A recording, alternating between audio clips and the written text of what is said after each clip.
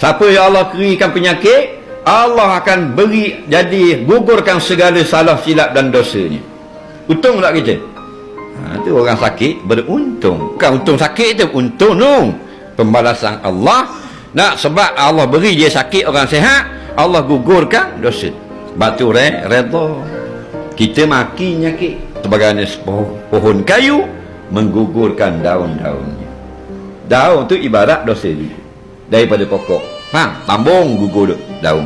Itulah gugurnya dosa orang yang Allah beri azab. Azab tu sakit ke, hilang ke, kematian ke, sedih ke, ditipu orang ke, kena khianat ke, kena fitnah ke, gugur dosa. Sekalipun mukmin itu orang fasik, orang Islam fasik, Imam Nawawi sebut dalam syarah dia, sekalipun orang Islam itu fasik, pakai kata tekuk. Contohnya, dua pendek umur tak ting. Tapi dia orang Islam, gugur juga dosanya kalau Tuhan sakitkan. Betul tak?